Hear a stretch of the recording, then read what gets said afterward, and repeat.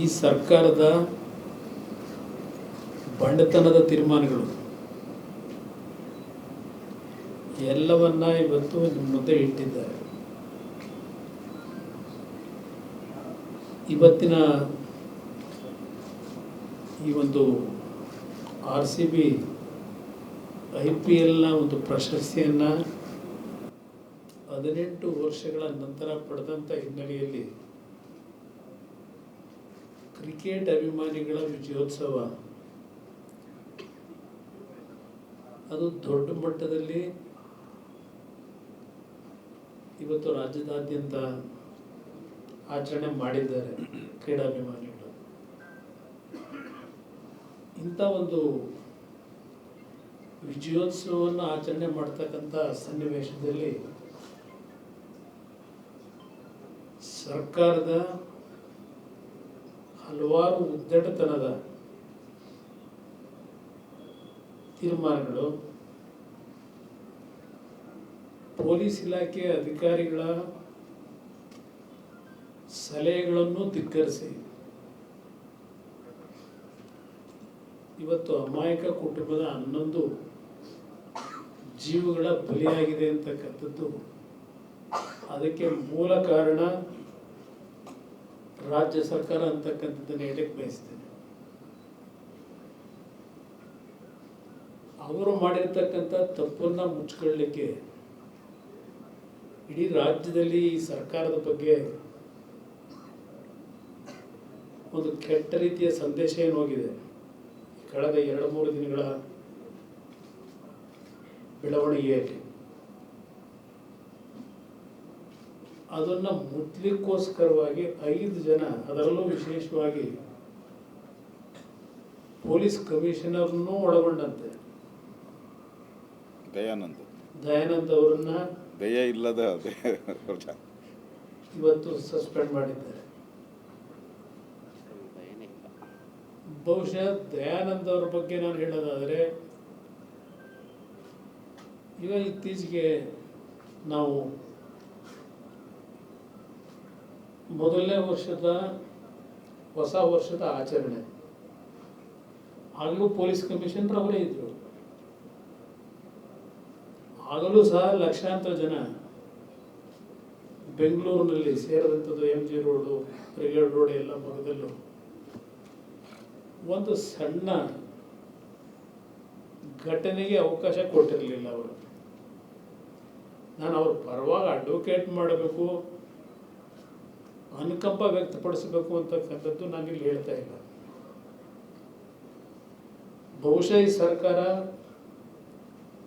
ಹೇಳಿರ್ತಾರೆ ತಾತ್ಕಾಲಿಕವಾಗಿ, ಏಕೆಂದರೆ ಅದರಲ್ಲಿ ಒಬ್ಬರು ಸಸ್ಪೆಂಡ್ ಆದಂಥವರು ಆ ಭಾಗದ DCP ನಮ್ಮ ಅಪ್ಪಯ್ಯ ಇದಾರಲ್ಲ, ಅಪ್ಪಯ್ಯನ ಭಾಳ ಆತ್ಮೀಯರು. ಅಪ್ಪಯ್ಯ ಅಂದರೆ ಎಲ್ಲರಿಗೂ ಅರ್ಥ ಆಗಿರ್ಬೋದು. DCP ಅಪ್ಪಯ್ಯ ನಿಮಗೆ ಗೊತ್ತಿಲ್ಲ. ಅಪ್ಪಯ್ಯ ನಾನು ಹೇಳಿದ್ದು ಈ ಕೇಸ್ಗಳು ಈ ಕೇಸ್ಗಳು ಅಂತ ಹೇಳಿದ್ರಲ್ಲ, ಮೈಸೂರಿಂದ CM ಹೇಳಿದ್ರು. ಆ ಅಪ್ಪಯ್ಯನ ಆತ್ಮೀಯರು ಅವರೇ ಹಾಕ್ಸ್ಕೊಂಡಿದ್ರು. ಏನು ಕ್ಲಾರಿಟಿ ನಿಮಗೆ ಗೊತ್ತಿರೋ ಅಪ್ಪಯ್ಯ ಅಂದರೆ ಯಾರು ಅಂತ.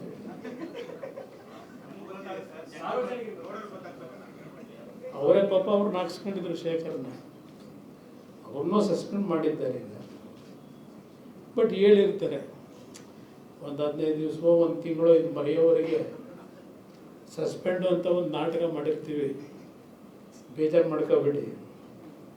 ಇದೆಲ್ಲ ಜನಮಾನಸದಲ್ಲಿ ಮರೆತ ಮೇಲೆ ಮತ್ತೆ ಪುನಃ ನಿಮ್ಮನ್ನು ಇನ್ನೂ ಹೆಚ್ಚಿನ ಪ್ರಮೋಷನ್ ಕೊಟ್ಟು ಹೆಚ್ಚುವರಿ ಹುದ್ದೆ ಕೊಡ್ತೀವಿ ಅಂತ ಹೇಳಿ, ಅಲ್ಲಿವರೆಗೂ ಸ್ವಲ್ಪ ಮೌನದಲ್ಲಿರಿ ಅಂತ ಹೇಳಿದ್ರು ನನ್ನ ಅಭಿಪ್ರಾಯ. ಕೆಲವ್ರ ನಡವಳಿಕೆ ಗೊತ್ತಿದೆ ನನಗೆ, ಇವ್ರು ಯಾವ ಥರ ನಡ್ಕೊತಿದ್ದಾರೆ ಅಂತ ಹೇಳಿ.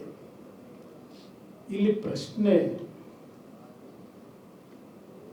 ನಾನು ಸರ್ಕಾರಕ್ಕೆ ಕೇಳ್ತಕ್ಕಂಥದ್ದು 2 ವಿಷಯ. ಇಲ್ಲಿ FIR ಅಲ್ಲಿ ಏನು ಬರೆದಿದ್ದಾರೆ, FIR ಅಲ್ಲಿ ನಿಮ್ಮ RCB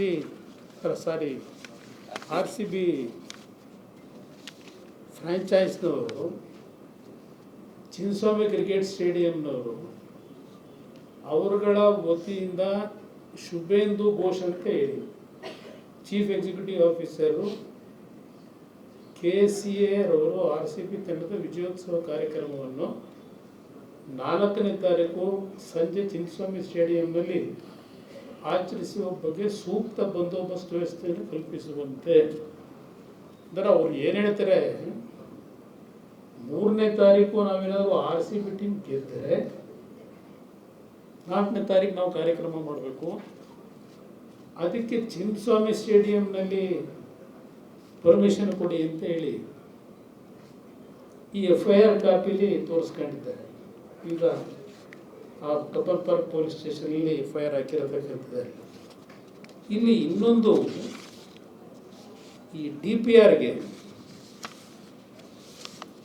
ರಿಕ್ವೆಸ್ಟ್ ಮಾಡಿದಾರಲ್ಲ, DPR ರಿಕ್ವೆಸ್ಟ್ಗೆ ಏನು ಕೇಳಿದ್ದಾರೆ, ಅವರು DPRನಲ್ಲಿ ಕೇಳೋದು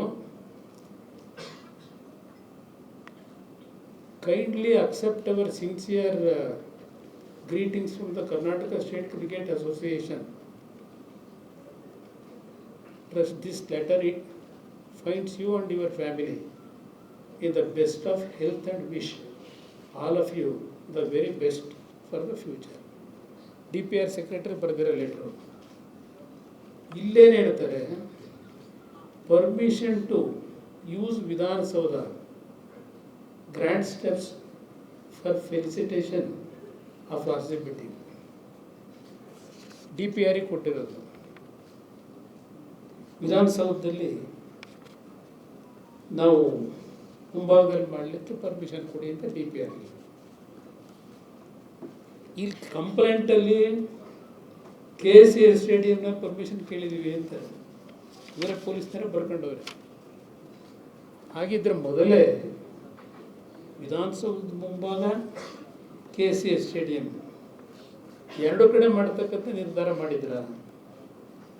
ಇಲ್ಲಿ ಪ್ರಶ್ನೆ, ಇಲ್ಲೆಲ್ಲ ಬರ್ಕೊಂಡು ಹೋಗಿದ್ದಾರೆ FIR ಕಾಪಿ, ಏನೇನಾಯಿತು ಅಂತ ಹೇಳಿ. ಪೊಲೀಸ್ ಅಧಿಕಾರಿಗಳು ಬೆಳಗಿನ ಜಾವ 5:15 ಗಂಟೆವರೆಗೆ ಪ್ರಾಮಾಣಿಕವಾಗಿ ಅವತ್ತೇನು 3ನೇ ತಾರೀಕು ಮ್ಯಾಚ್ ಗೆದ್ದರು, ಬೆಳಗಿನ ಜಾವ 5 ಗಂಟೆವರೆಗೂ ನಿದ್ದೆಗೆಟ್ಟು ನಮ್ಮ ಪೊಲೀಸ್ ಇಲಾಖೆ ಅಧಿಕಾರಿಗಳು ಪ್ರಾಮಾಣಿಕವಾಗಿ ಕೆಲಸ ಮಾಡಿ ಯಾವುದೇ ಅಹಿತಕರ ಘಟನೆಗಳಿಗೆ ಅವಕಾಶ ಕೊಡಲಿಲ್ಲ. ಬೆಳಗಿನ ಜಾವದವರೆಗೂ ಲಕ್ಷಾಂತರ ಜನ ರಸ್ತೆಗಳಲ್ಲಿ ವಿಜಯೋತ್ಸವ ಆಚರಣೆ ಮಾಡ್ತಾ ಇದ್ರು. ಎಲ್ಲೂ ನಾವು ಅಹಿತಕರ ಘಟನೆಗಳಿಗೆ ಅವಕಾಶ ಕೊಟ್ಟಿಲ್ಲ ಅಂತ ಇಲ್ಲೆಲ್ಲ ಬರ್ಕೊಂಡು ಹೋಗಿದ್ದಾರೆ ಇದೆಲ್ಲ.